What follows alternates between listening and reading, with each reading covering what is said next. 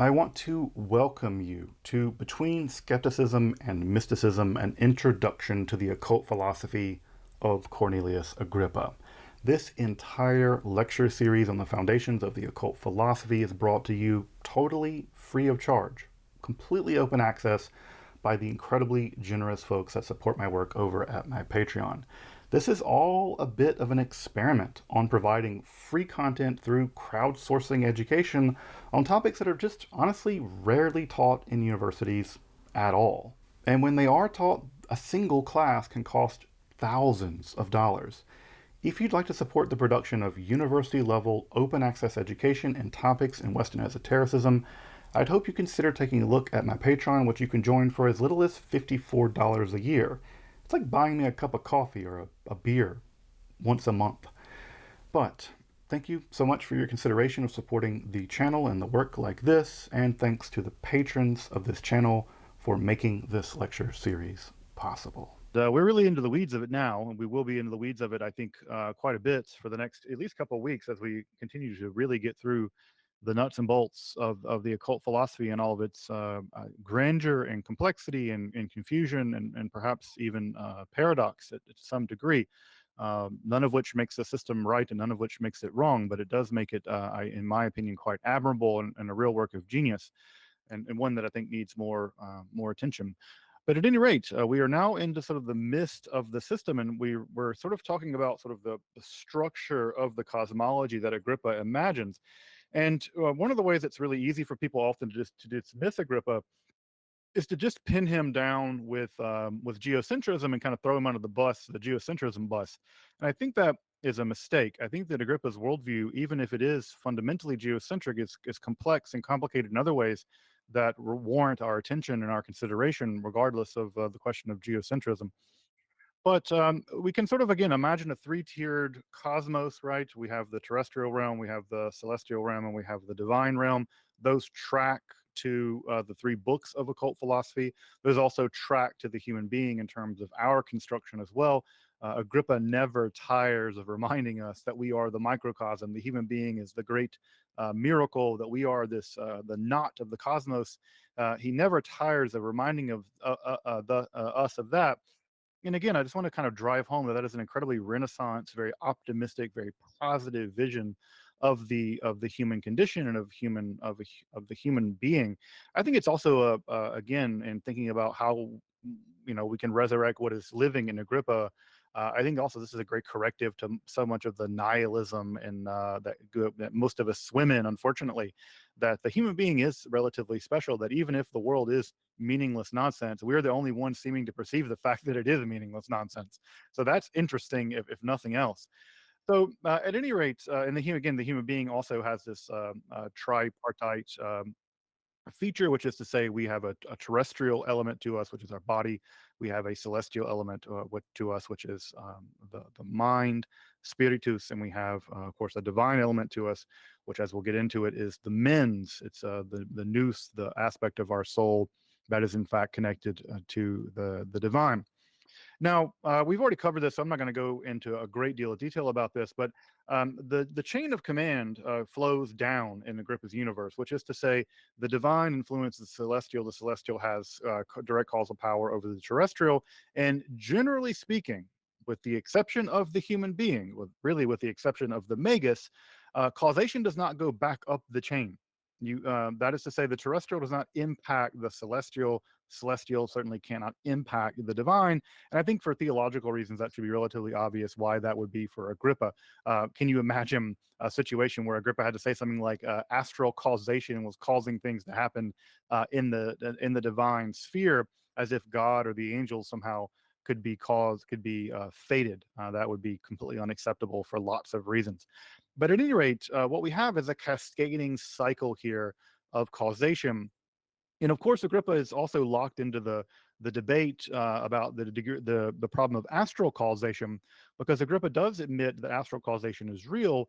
And the problem, of course, is astral causation, depending on how strong you want to turn up astral causation, it can become fate.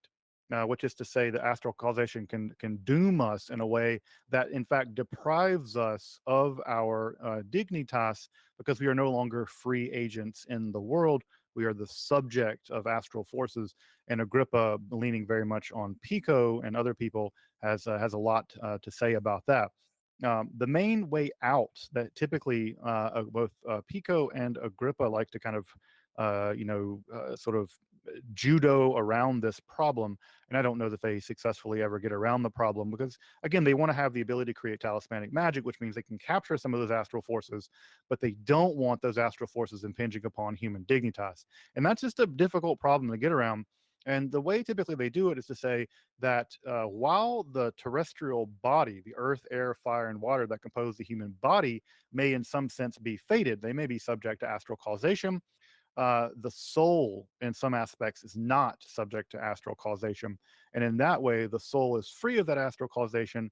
And the magus, as we'll see, if the magus is able to comport the magus's soul in a correct kind of way, because the magus is directly illuminated by the divine, and that direct divine illumination causes sort of cascading effects, that sort of direct connection with the divine. Insofar as that's the case, we can sort of bypass celestial causation, and in some sense, we will be able to escape fate. And further, of course, the soul itself is not fated because it is not a material thing in the way that earth, air, fire, and water are, and therefore it is free of those of that astral causation. Now, that latter solution to the whole problem of what to do with astral causation should remind you of the Stoics, and that is certainly where Agrippa is getting it, is the Stoic solution to this problem, which is to say, yeah, sure, my body is subject to astral causation, but my soul is not. My soul is fundamentally free, and therefore they kind of square the circle that way. Also, by the way, if you're hearing the classic Jewish answer for what to do with astral causation, which is to say that the according to Kabbalah and according to Judaism, because Israel has a special covenant with God, that means that special covenant breaks the chain of astral causation. And famously, we have the phrase "Ein mazal ba'Yisrael." There is no mazal for Israel. There's no astral causation for Israel because they have a covenant with God, and that frees them from astral causation. There's something similar and parallel happening here with Agrippa, that a certain kind of divine alignment of the mind, of the soul with God, also allows one to escape this astral causation as well. So again, is Agrippa getting that from Kabbalah? I don't know, but it looks like the Kabbalistic answer for what to do when it comes to astral causation. So again, an interesting solution to the problem as much as it is one. Um, so that's the structure of the universe, right? That's the structure of the cosmos writ large, including the divine realm. And writ through that is the idea that this substance, spiritus, the quintessence, pervades all of reality, and that spiritus that pervades all of reality, insofar as it does. Then we'll talk more about spiritus in just a minute in terms of how it pervades our body and how it in fact pervades our body. That is the sort of superhighway for magic, that is the system that connects all the various sympathies together, and those sympathies are bound together by spiritus. And so by tugging on one of those sympathies over here, I'm able to do something with another object over there. So it's sort of, spooky action at a distance, if you want to use a modern metaphor for it. But although we don't know what exactly the aside from perhaps entanglement or something, we don't know exactly what the medium for spooky action at a distance is. We do know what it is for Agrippa, and it is spiritus. That is the ethereal substance that pervades all of reality, and that is what is sort of knits together or quilts together all of the system of sympathies, and that is the relational substructure that is in fact the grounds for transitive magic according to Agrippa's system.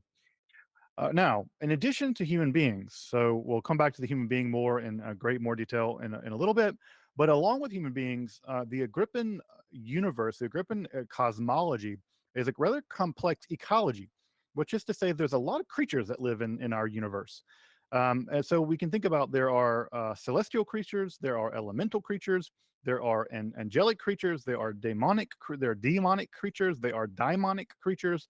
There's a great deal of intelligences that exist in our world. Now, if you're wondering what the celestial entities are that exist, they're planets. Again, Agrippa has a very sort of neo-pagan, and I say neo-pagan, I mean something like a sort of classical belief that that the planets themselves are intelligences. And this is witnessed by someone like Aristotle that says that movement, especially auto locomotion, the ability to move yourself, is an indicator of consciousness. And insofar as or at least intelligence, as are distinct in philosophy, but the planets, insofar as they are moving, would displace their intelligence, and therefore they're intelligences, and they can be interacted with as intelligences. And again, from Ficino, you can call out to them, you can do incantations, you can do songs, and will respond to you in kind. You can hail them, and of course they can respond back to you. This is also true of various kinds of daemones, elementals. The elemental entities also have exist in Agrippa's system. And again, Agrippa lends very heavily on classical literature here, and seems, again, at least on paper, to believe that there are all kinds of maybe satire or other kinds of creatures like that are more elemental in nature. For folks who've read some Paracelsus, you'll know that Paracelsus makes the exact same decision. He goes along and says, yeah, there are all kinds of elemental creatures as well. There are kobolds that live in mines, and all kinds of things like this. So, so this is the kind of world that Agrippa lives in. Now, this is going to be important, especially when it comes to the angelic intelligences, as we'll see, because those angelic intelligences are going to be sort of our gateway into the divine realm, and at some level a big part of the apex of the magical working there in book 3. But if you want to structure this in terms of who lives where, I suppose, we have the super celestial entities. Those are going to be angels. That's basically exclusively angels. It's very important to know that angels have no body. They have no body, not even spiritus. They have no body whatsoever. That's going to matter in a minute, because there's going to be no way for us to be able to control them. This is also going to be true of demons. Demons are also bodiless or body free, I suppose, if you want to do that, like think about it like that. And because they don't have bodies, we are not going to be able to compel them, because we are lower down in the chain of being. Again, causation goes one way in the Agrippan system. And typically you're not going, you can hail them. You can sort of, hey, what's up?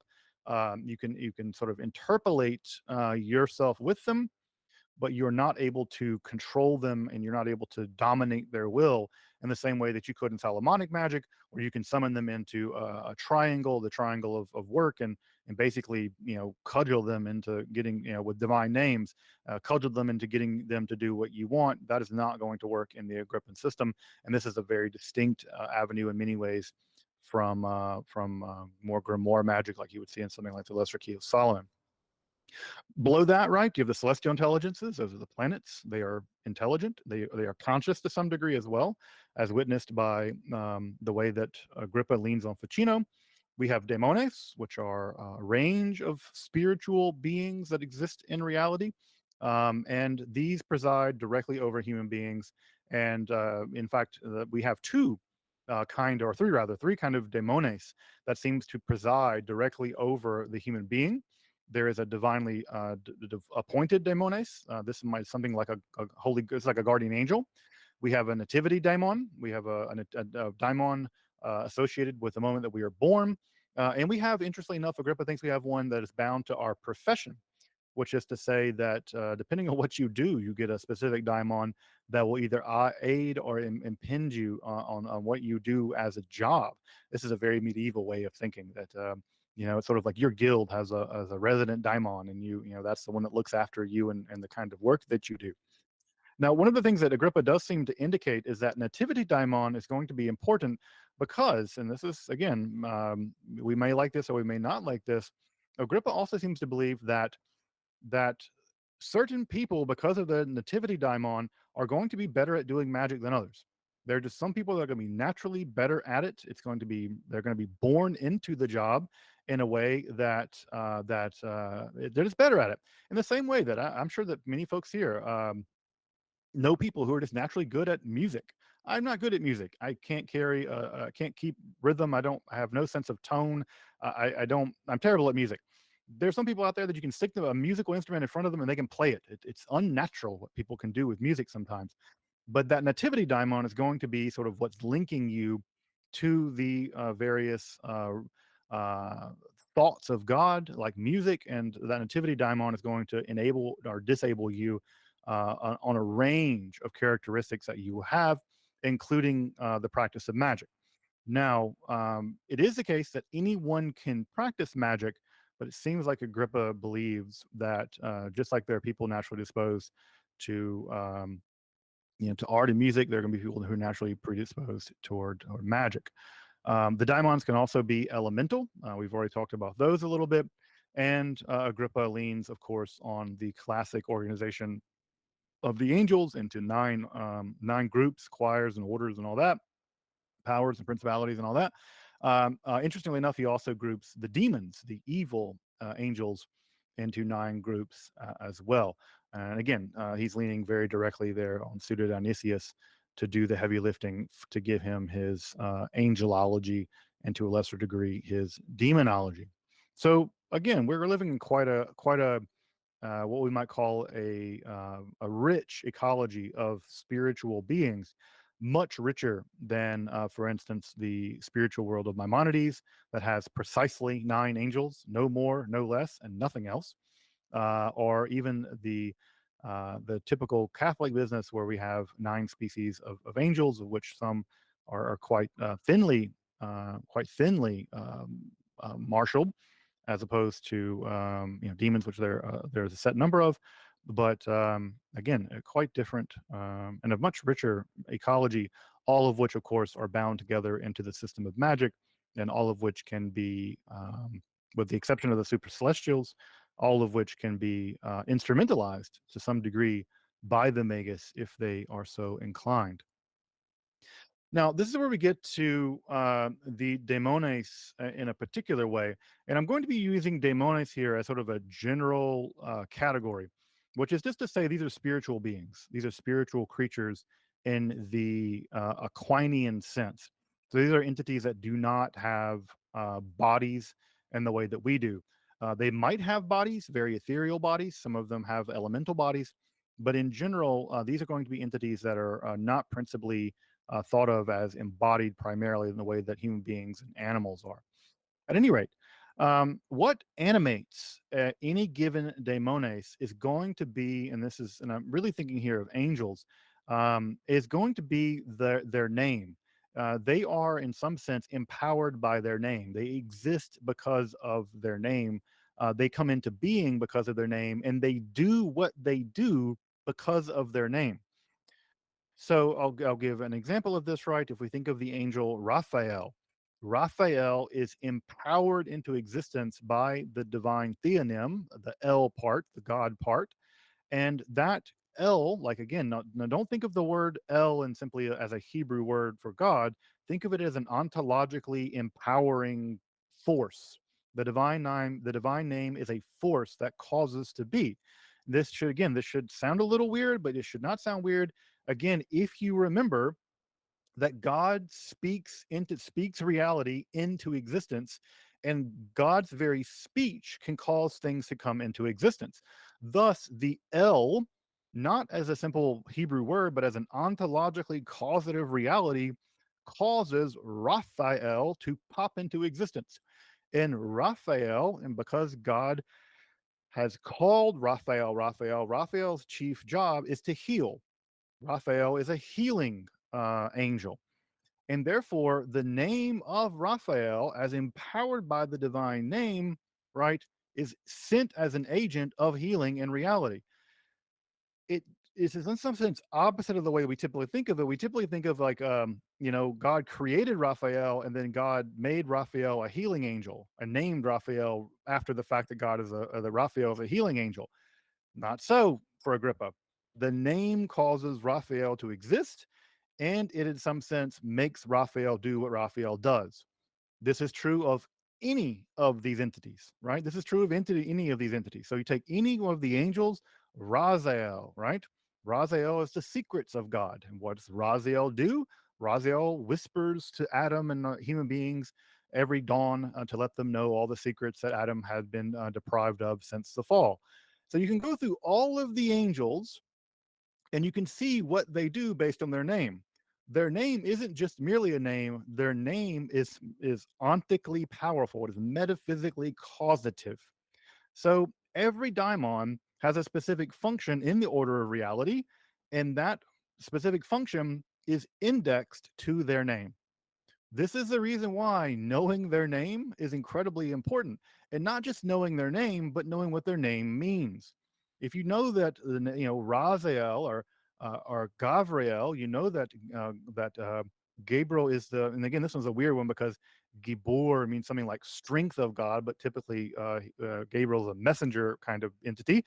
But if you know their name, not only have a connection with them, but that knowledge is not just sort of descriptive. In some sense, it is empowering of you because you will be calling on them, not causing them to do things again, but calling on them in their capacity of that role in the cosmos. So that's a core part of Agrippa's theory of what the daemones are and how they function and why you need to know their names. Again, when Jesus cast out the demon legion, that told you something about what that entity is. It's an occupying military force of some kind, and and again, all of these entities, Beelzebub or Belial, the worthless one, Moloch, who comes to mind most immediately for me because I'm working on an episode on Moloch. But these entities all have some sense and connectivity to their name, even when their name is something like Baal, like Lord, but it's like an inverted Lord. It's like a sort of a anti Lord in some sense. So knowing their name and knowing the function right will allow some degree of an instrumental relationship with them. In a sense, if you it's like knowing what the right angel is kind of like knowing what key goes in what kind of problem. So if you have a problem with sickness and you're going to be hailing an angel, well, obviously you want to be hailing an angel who knows something about how to cure sickness, and that of course is going to be someone like Raziel, or not Raziel, Raphael. Sorry. Now, one could, if one were so inclined, you could also call evil daemones, because evil daemones, Agrippa reminds us, also have unique things they can do. If you've ever read the Lesser Key of Solomon, that text, at least in the way that it existed then, was not available to Agrippa, but previous versions of that, like the Office of Spirits and other kinds of books, did exist at that time. They were demonological catalogs, and if you've ever read through the demonological catalogs, and you can see Belith or Paimon or whatever, you could see this is what Belith is good at, and this is his name, and this is what he can do, and these are his strengths. Those also function the same way for Agrippa. And you shouldn't, but you could, if you had a problem, you in fact could hail one of these evil daemones, and you could get some help with whatever kinds of problems that you're having. Now, the problem here, and we'll get to this more when we get to sigil magic in just a little bit, is that the good angels are much harder to get on the horn than the evil ones. The good ones are pretty busy. They are literally propping up the functioning of the universe. And so it's pretty difficult to hail Raphael. It's like me trying to hail, I don't know, some extremely important scientist or something. I'm not going to get an email back from the director at CERN, probably. It's really difficult because he has a big job and he has a lot of things going on. Assuming it's a he, it could very well not be.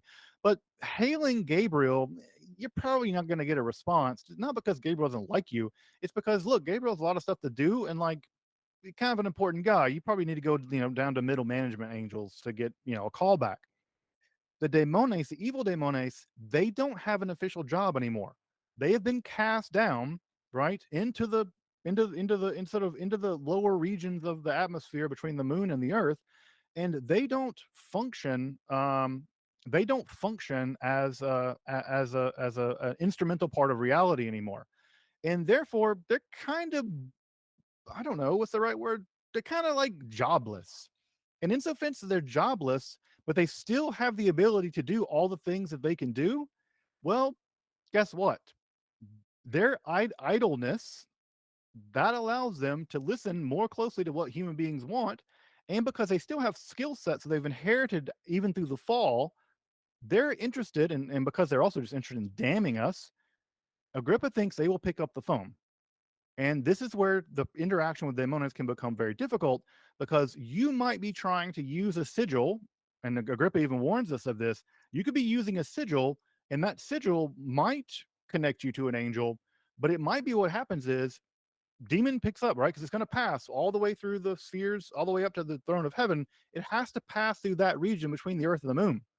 And if a demon gets that, intercepts that email or intercepts that message, they're likely going to want to show up first. Why? Because they don't have anything else to do. And if they can trick you into doing things, they might be able to damn you. And that's kind of their whole bag. So Agrippa argues this is the reason why you just don't go all the way up, and try to summon, Gabriel the first day, because an angel might show up and they might be terrifying and they might be, clothed in splendor, but it might not be Gabriel. And you wouldn't know because you're just some schmuck that just called out into the void using a very powerful system of magic, and God knows who shows up. So, again, Agrippa is pretty worried about the possibility that this kind of magic, especially if you sort of jump to the end of book 3 and it's like, I'm going to hail the angels. Not a good idea because you don't know what's going to show up. In only a certain degree, again, we get back to the illumination paradox, only a certain degree of illumination is going to allow you the discernment to know, right, which ones are the good guys, which ones are the bad guys, what, et cetera, et cetera. Because if it's your first rodeo, I would know the difference between Gabriel and some rando demon. I mean, how would I know? Right? So Agrippa's answer to this is you would only know, right, if you're illuminated. But if you were illuminated, you probably wouldn't be mucking about with daemones to begin with. But Agrippa thinks you can. Agrippa thinks that the evil daemones will pick the phone up most of the time. They will pick the phone up most of the time.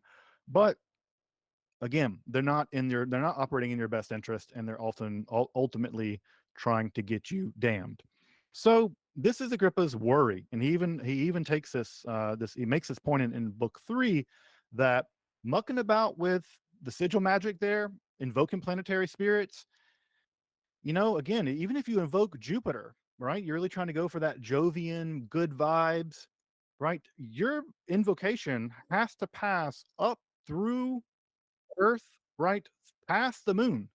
And so every time you reach past the moon, that message has to pass through the sphere where the evil daemones live.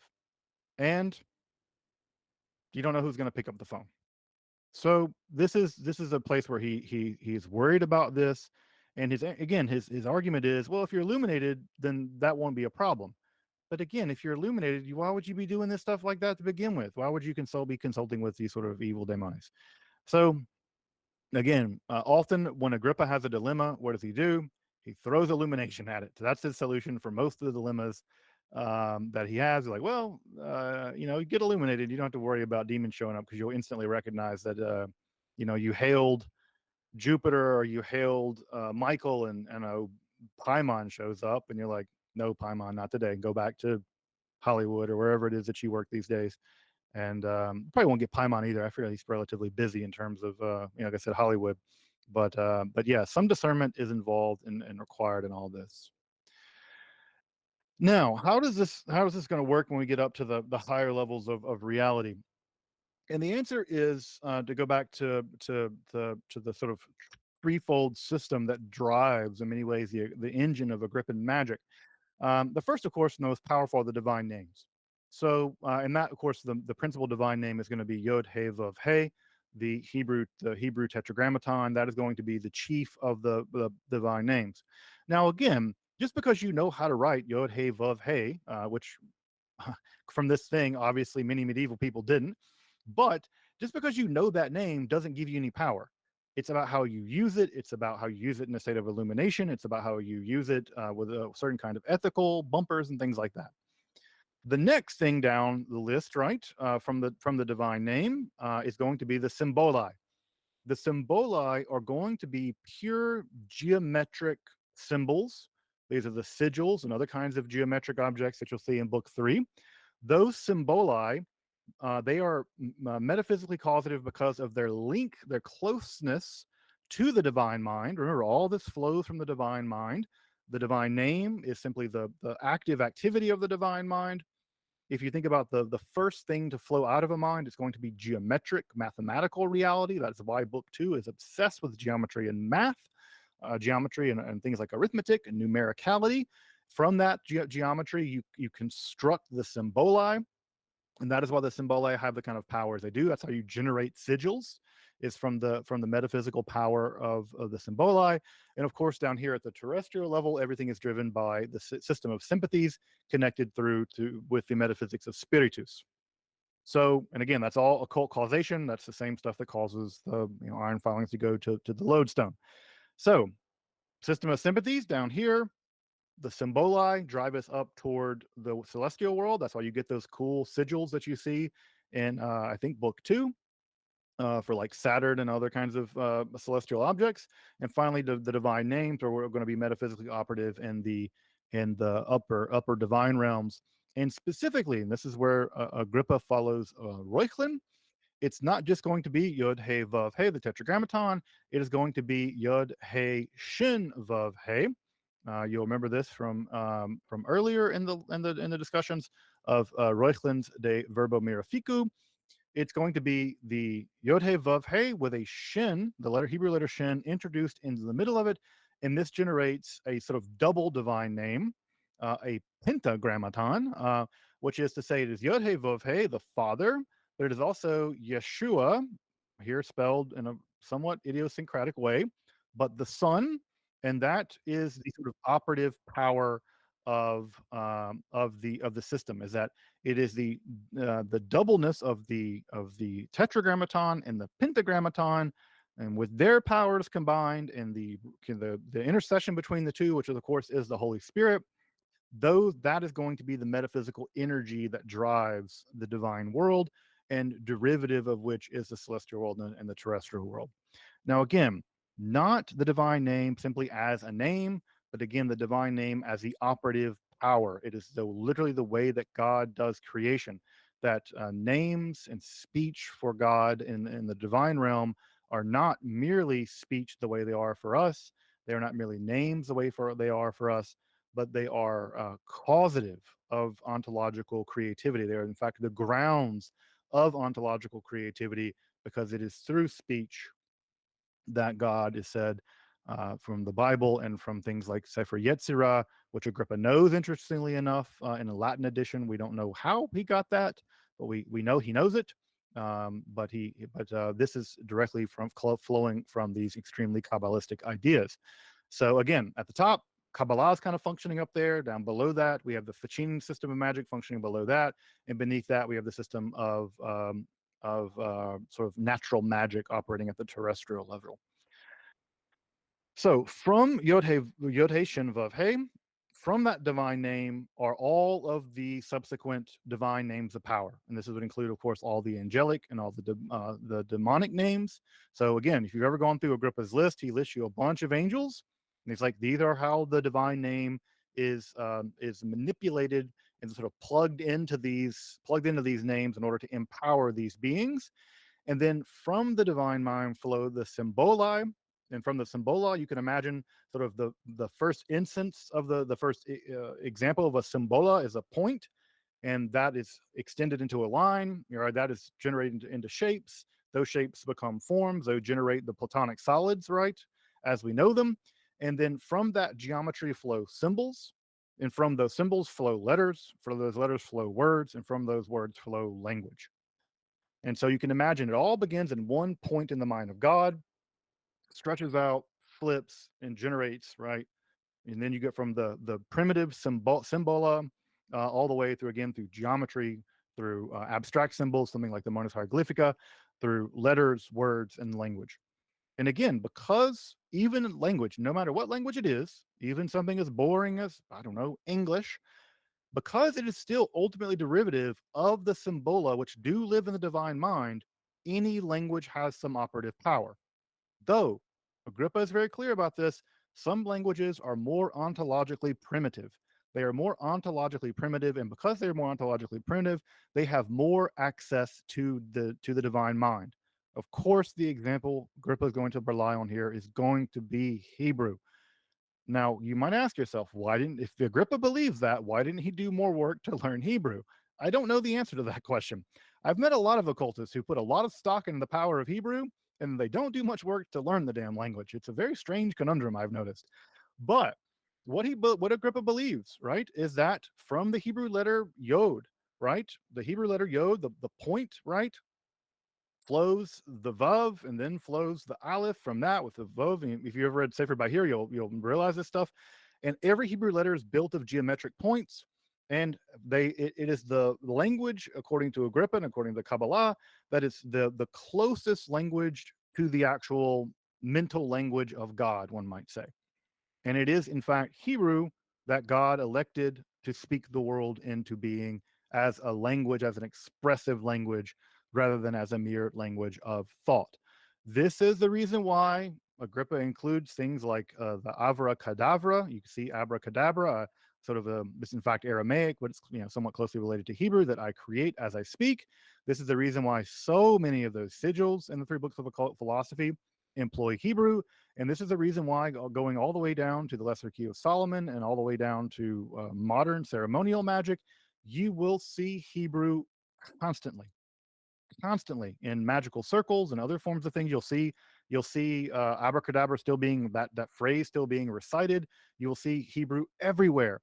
It all flows at some level back to Agrippa, really back to Agrippa, back to Reuchlin, and it's the idea that this is the language that God uses and that God has made for whatever reason ontologically operative.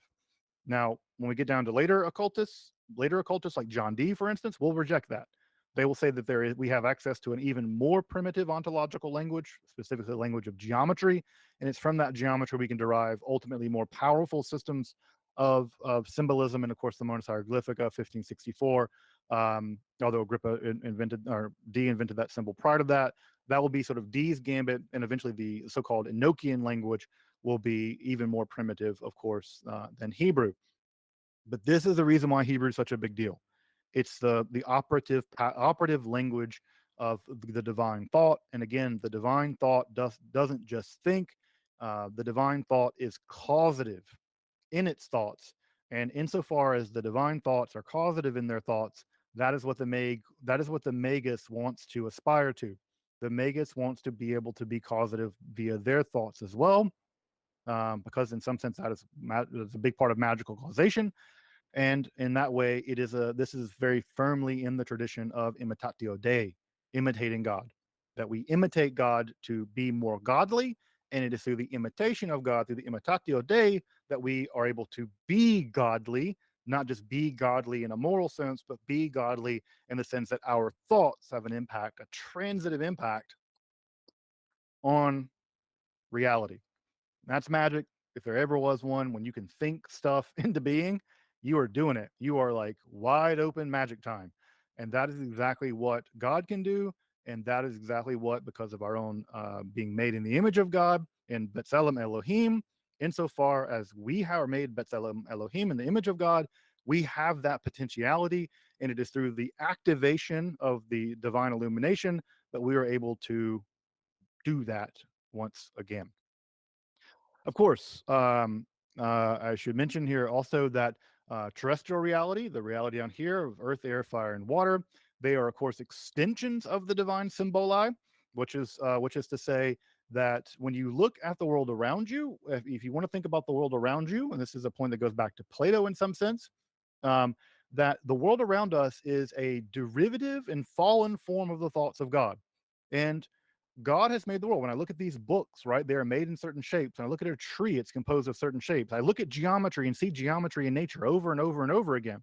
Why am I seeing the same geometry in the, I don't know, the shell of an animal, and also seeing the same geometry in a sunflower and also in a galaxy? Agrippa would tell you it's because God has written the world using the structure of the symbola, and the symbola is built into the fabric of reality, and you can see it echoed everywhere around you, and everything is connected together through those systems. And therefore that is the reason why one has to understand the system of symbols and symbolism in order to affect the sympathetic, empathetic, antithetic relations that exist in the world, because in some sense they are tied together, and they are united in their sympathy as it is expressed in things like geometry and mathematics and symbolism writ large. This is very much a very medieval trope, which is to say that in some sense, when we study the reality and we learn these occult aspects of how reality is knit together, we are uncovering them by, in a very medieval way of studying the book of God. We are When we study the book of nature, God is the author of the book of nature, and insofar as God is the author of the book of nature, sometimes you have to read between the lines because God has hidden things in the book of nature, just like authors hide things in books all the time. God has hidden things in the book of nature. Those things hidden in the book of nature are the occult system of sympathies and antipathies, and we need to be able to tinker around with them and sort of hack reality. And that hacking of reality is something God likes. God likes the idea that, in the same way that if I think a computer programmer, when you write code and a 10-year-old finds a way to like hack the code and do something that the code's never meant to do, I think a good programmer is like, well done. That's what a cool thing you discovered, that you can like jump on this one part of the game and cause a Stack Overflow and then inject some code in there and do some weird thing. A good creator is going to be impressed by a good hacker. And in some sense, that's exactly how Agrippa thinks of God. God's programmed the world, and for most normies, what you see is what you get. But God has hidden things into the structure of reality here at the terrestrial level, and it is sort of like the job of hacking that gets us into the ability to manipulate that deeper level of the code. And that is all programmed into reality as well. Now, if this is also reminding you a little bit of sort of Kabbalistic hermeneutics, good, right? Remember that in Kabbalistic hermeneutics, there's the Peshat, there's the plain meaning of the text. There are the Remez layer, the Remezim. There is the hints, right? God sort of puts hints in there like, oh yeah, there's a word missing here. That's weird. Why is that? Why is that? Why is that preposition like that? Why is that? Why is the grammar of that sentence so weird? The Kabbalists are saying, that's a hint. God's left a hint in the text for you, right? And then, right, you get down into much deeper levels, right? There's the Drash, where you really go deep and find there are hidden connections between apparently unconnected verses of the Bible. Why is this verse connected to that verse? Because they share a weird construction in common. And you would never think that these two things that seem to have no connection to each other actually do. Of course, they do. You just have to dig deeper. You have to drosh into them. And finally, right, there's the Sod, Pardes, it ends on Sod. There is the secret level of reality, and it is only the Kabbalists that have access to that secret level of reality, and it is at that deeper level of reality at Sod that one finds in some sense, the truest meaning of the text. That is exactly what the occultist does in terrestrial reality. The sort of what you see is what you get. Dig down deeper, dig down deeper, dig down deeper, and you unlock these secrets hidden in reality by the divine. Of course, I just prefigured exactly what my next thing is going to say. That's when you have done your slides well, your actual next slide, which you didn't look at, says exactly what you needed to say. So good job earlier, Justin. The task of the Magus, folks, is to discover those connections, right? And those connections exist because they exist in the mind of God. So when you discover an occult connection between a sigil and a planet, right? And Agrippa thinks he's in fact derived a technical method by which to do this through grids and number symbolism. When you discover that and you realize it works, it's always been there. God's always been thinking it. And so those connections exist in the divine mind, and that is because they exist down here because they exist in the divine mind.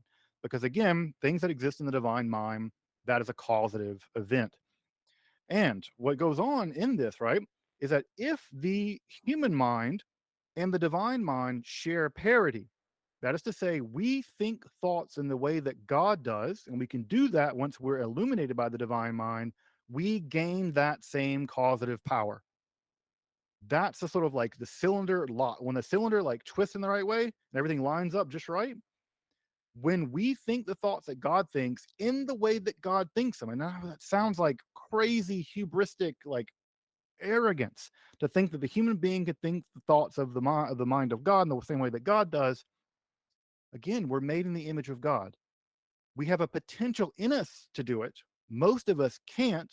Most of us never will, but the potential is there.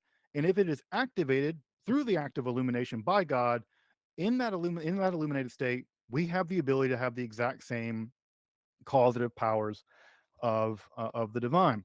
Now, that sounds pretty hubristic from a Christian point of view, but let me remind you that in, for instance, the Jewish tradition, in the Talmud, it says that if one were truly righteous, one could create olamim, one could create universes, olamim, like worlds. It's not just that you can cause things, like again, like the guy that causes it to rain with the toad. That's small fry, little m magic. In the Kabbalah, and not just in Kabbalah, just in standard Judaism, a person who's sufficiently righteous can cause entire worlds to come into existence. Kind of has a Mormon vibe to it, but Agrippa somehow he knows something of this, and he knows that in the correct state of illumination, one can have extreme power. And of course, the minor version of that in the Talmud is that a couple of rabbis are able to bring to life artificial people. This is the origin of the myth of the golem. We typically think of there's nothing more metaphysically powerful than the ability to create other people. People are special. Again, we are the knot of the cosmos. If you can make other versions of us and make them artificially, not through sexual reproduction, that's pretty impressive. And the golem is sort of the apex in many ways of that ability. And I think Agrippa has something like that in mind. Now, the most obvious version of instrumentalizing all this is just sort of natural occult causation. And I think I mentioned this last time, or maybe it was in a recent episode. When we think about occult causation, I mean, think about something like our phones, right? Like we have programmed our phones in such a way that we are able to take into account things like electron tunneling. When I make a transistor, I know that some degree of those electrons are going to tunnel, and I can create gaps in the actual relay, knowing that some of them are going to jump that gap statistically because some of them are going to tunnel and appear on the other side. I don't know of anything, at least for me, more magical than the ability of human beings to literally control when electrons go out of reality and predict for that and build incredibly complex machines like computers, because we have fundamentally grasped something so unusual and shockingly freaky about reality. Agrippa couldn't. I mean, the thing that always goes to Agrippa's mind is magnets, right? Like that's crazy. Or the little fish, of course, that you can use to hold back ships. He loves to use that one. But if I could go back in time and tell Agrippa, like, look, man, we've managed to get occult causation down to the point where we can control a fundamental building block of reality in the service of.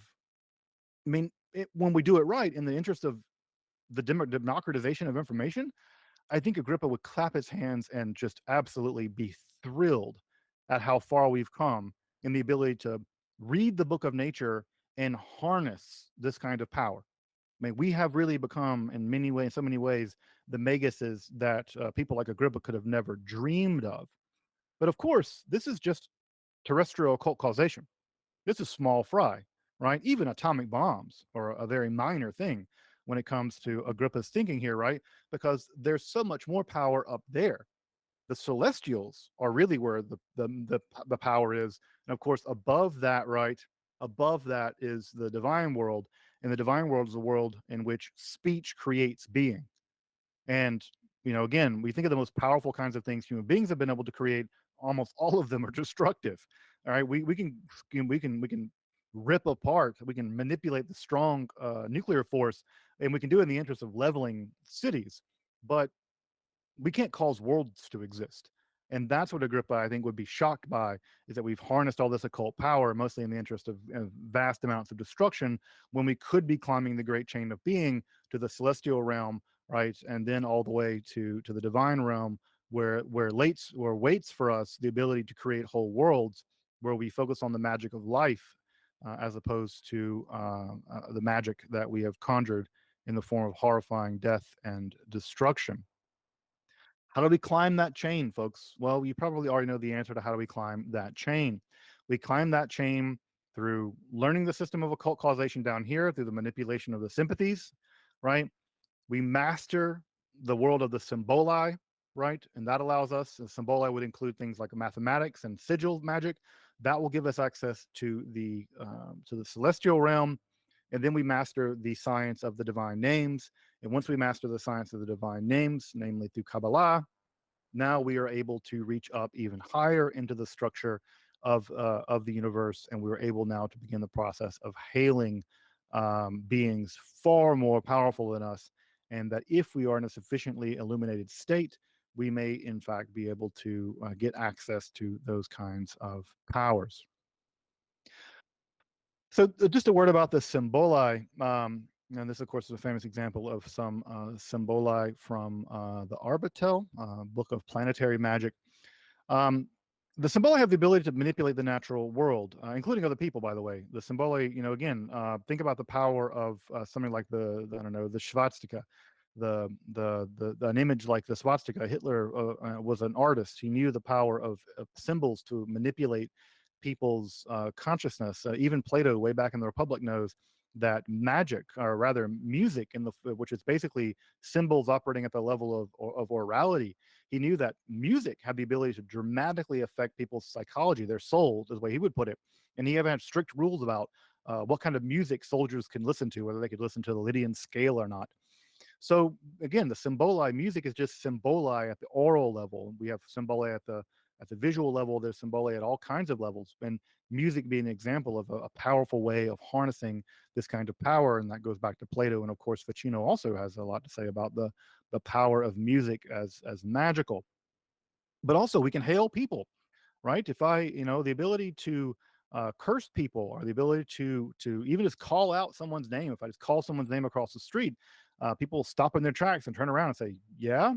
And so even the ability to use language to hail people, right? We have power over people through our use of the symboli that function here. Yes, and people mention things like marketing and graphic design. Think about the power of Edward Bernays.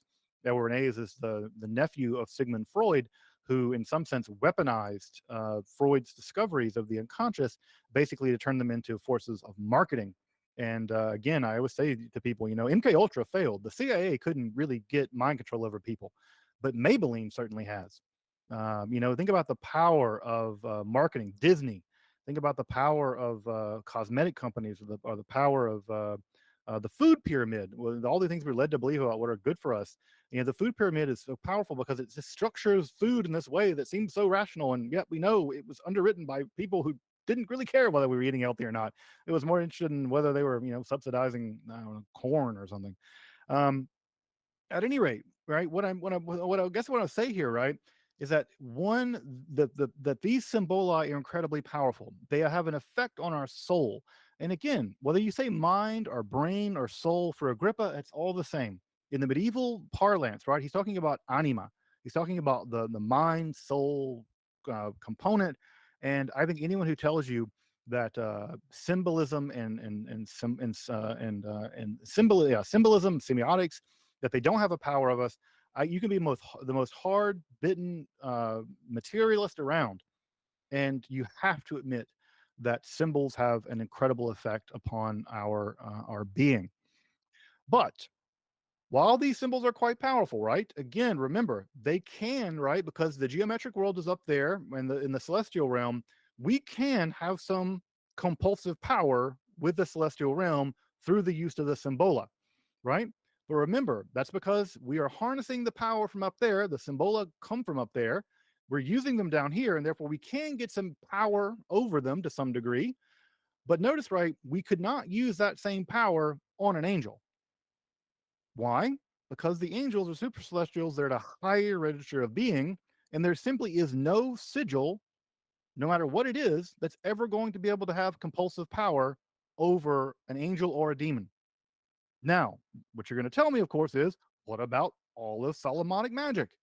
All of Solomonic magic relies on the idea at some level that you do have some kind of control over demons via the use of some kind of symbola, even if it is divine names. Well, what Agrippa's going to do is speak out of both sides of his mouth. He's going to say something like, well, the divine names might be able to compel the demons. They might be able to, but you have to be in a state of illumination to do that, and anyone in a state of illumination wouldn't do that. So it's a moot point.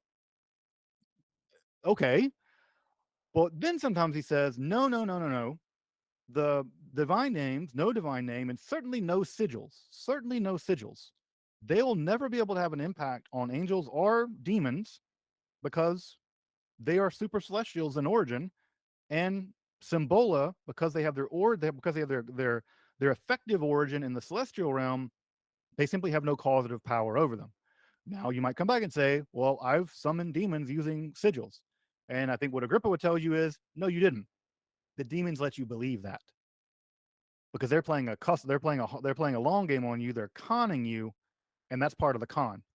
The con is they're letting you believe that your sigils have power over them, and that's just part of the long con. And that idea goes all the way back to Augustine. That idea goes all the way back to Augustine. Now, what do the divine names do? They do allow you to hail beings at a high level of the situation. We'll talk more about this hailing business here in either next week or the week after. But what all I mean by that, right, is that if I call your name, if I know your full name, I don't know, maybe folks have this experience when they were kids too. Like if my dad called me and said, "Hey, Justin, can you do this?" I'd be like, "Yeah," most of the time I would listen. But if he said James Justin Sledge, that was it, because my life was about to end not long after that. And when he hailed me using my full name, I knew that like the situation, the temperature in the room had gone up. And that act of hailing meant that he had considerable more of my attention than if he had just said, "Hey, can you come help me with this?" If he said, "Hey, James Justin Sledge, come help me with this," the temperature got turned up. That's what happens when you can talk to an angel. If you know their name, right? Especially if you can call them by their, I don't know. Imagine, I don't know, folks have I've mispronounced people's name in this class before. When someone mispronounces your name, you're less likely to take them terribly seriously. But if someone says, like, if I say, I don't know, Michael, and I say his name in Hebrew with like a good ch there, he's much more likely to hear me than if I say, "Hey, Mitchell." Like, that's kind of it. You can How you call them is in some level, right, how well you know their names. And again, knowing their names is not just knowing their spoken name, but also having this more illuminated relationship to this. So what I want to end on, I suppose, for this week is I really want to put a, you know not exactly put a nail in the coffin of it, but I really want to point to the direction that the use of the divine names does not allow the magus to compel super celestials. That would include demons. And this, I think, is an important wedge between Agrippa and Grimoire, classical Solomonic Grimoire magic, and even maybe the magic of the Ars Notoria as well.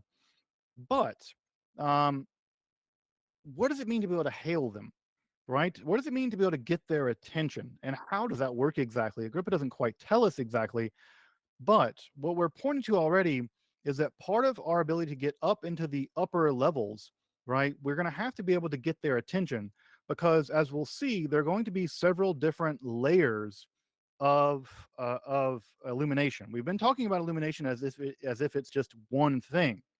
The truth of the matter, for folks who've been reading ahead, you probably would know that illumination actually is several things. There's celestial illumination, there's angelic illumination, and there's divine illumination. And Agrippa seems to believe that you have to get all the first two to get the third, that you achieve celestial illumination, then you unlock the ability to get angelic illumination. And in some sense, you might have to climb up the ranks of angels before you get to the archangels and seraphim, right? The ones closest to the divine throne. And it seems like as you crawl up the system of the angels, it is at that moment that you also get the ultimate gift, which is the divine illumination. So as we've, again, this is another part of the puzzle that we're unlocking here. I hope, or I'm just confusing you further. It could be both. Illumination is not going to be one thing. It's going to be a staged process. Now, Agrippa never talks about illumination at this level, right? The natural world. But I don't know. I could easily imagine a version of illumination down here, the eureka moment. Now, folks, I mean, imagine folks listening have had the eureka moment where you're trying to solve a scientific problem, and again, I'm using the eureka moment because that's actually a solution for a mathematical problem. Well, no, that's not true. He was trying to solve the problem of displacement, so it's a good example, actually, right? That you're trying to solve a problem at the level of a physical reality, and your hypotheses keep failing, and keep failing until finally you get it, and you realize the secret connection. With again with Archimedes, right? It was trying to figure out how to solve whether an object made of gold was in fact solid gold, and he realized the that he could test it. At least one way of testing it was through displacement. And I love the idea that that moment of illumination where you sort of like learn something deeply true about the natural world, when they perhaps were able to get at atoms for the first time, or they were able to sort out the standard model. Those are, I think, moments that could be conceived of as natural illumination.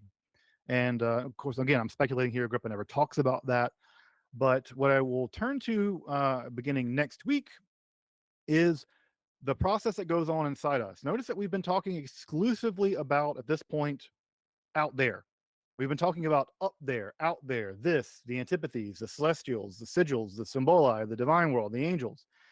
None of that matters, right? If we don't have the hardware and the software, so to speak, inside of our anima, inside of our minds, inside of our souls, to allow us to access all of it.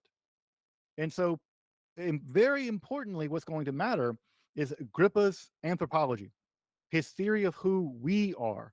Because his theory of who we are, who we've already got a glimpse of it in the idea that the human being is the knot of the cosmos, we are going to have parts of all of this inside of us.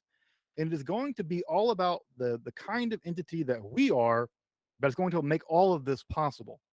And of course, God made us, right?